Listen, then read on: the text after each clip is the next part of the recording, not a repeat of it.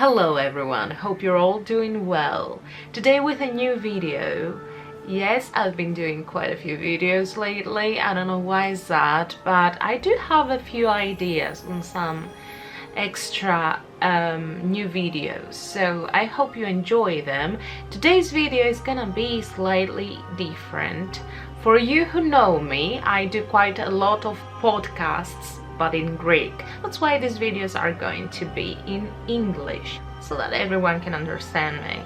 So my podcasts are around the paranormal, the occult. Some of them are historic ones, but generally speaking I talk about vampires, ghosts, lycans, werewolves, all kind of occult stuff, which I love. I enjoy it very much, and everything that has to do around this kind of topics. Also, I do a lot of articles which I upload on my website dimidesan.com. You can check them over there. So my main topic out of all this is the vampiric topic, of course, because I'm just obsessed. So today's topic will be about the secret church of the vampires. Through my podcasts and articles, I've talked about secret books about vampires, about some of the kinds of the vampires, secret codes that they might have, and some movies maybe. But what about the church? When talking about this vampire church, that doesn't mean that I'm going to mention a church out of a Gothic author's book, a very nice and a very dark one. No, I'm talking about the real church. I'm talking about the church we all know. Yep, that's right, at least in the past. Let us begin by moving back to the year 1047 before Christ. The place Novgorod in Russia, in the palace of Prince Vladimir.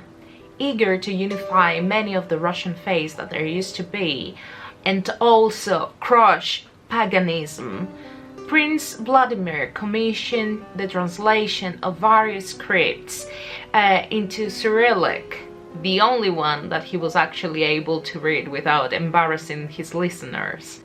A few decades earlier, at the beginning of the 11th century, a strange cult started to arise, a cult called Upir. Literally, this means vampires.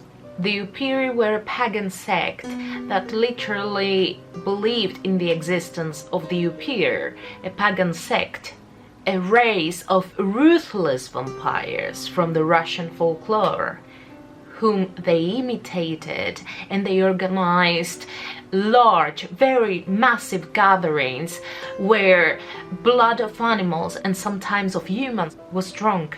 The Upiri were persecuted for years, up to the time that their numbers steadily started to decline.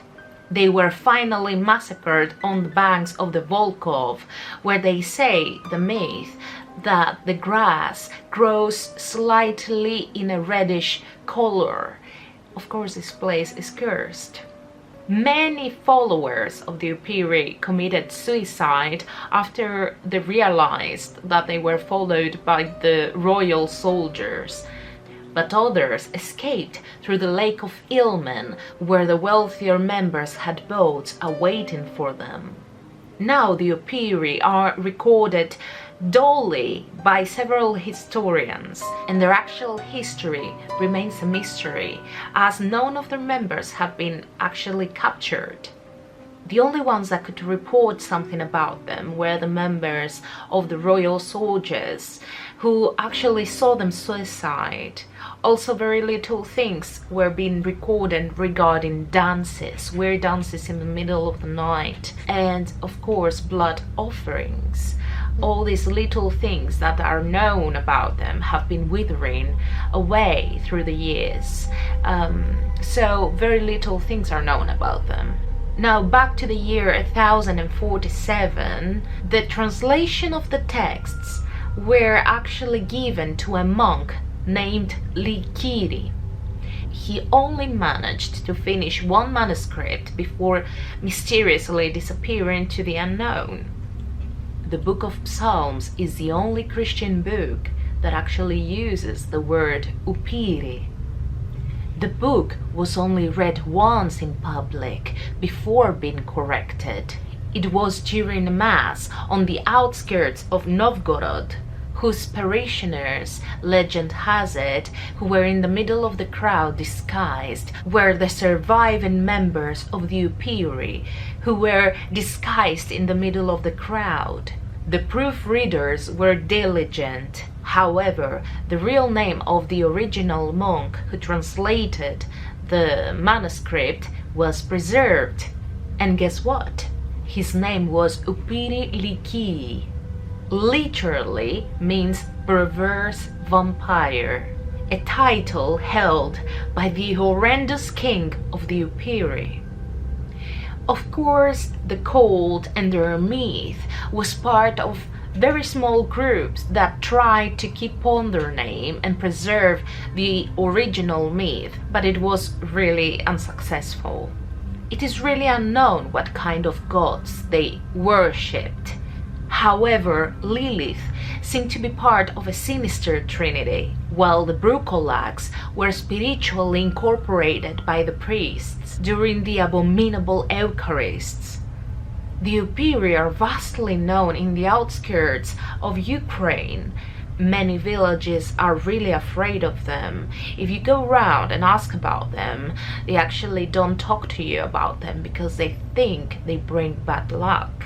Many witnesses have appeared and they believe that they've seen an Upiri, or maybe have seen the actions of a bloodthirsty vampire, maybe some animals. Maybe animals killed, or maybe somebody dead.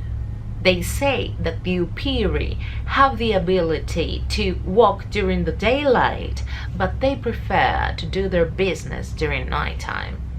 Also, regarding their appearance, well, they are very similar to humans. They say that they have a very pale complexion, receding lips, and very red gums. Well, why would that be, huh? Also, searching their name history, it might mean vampire, but it is said that comes from the Slavic and derives from Turkish roots, meaning witch. So what do you think about the Upir? Is it the first time you listen about them? What do you think about the secret church? Maybe our church has to do with it. I wouldn't be surprised if vampires lived behind the church temples. What do you think? Let me know of your thoughts. I really find it fascinating thinking that the Upir might walk between us. That would be fantastic. Well, thank you very much for listening to my rambles. I'll see you on the next video. Bye!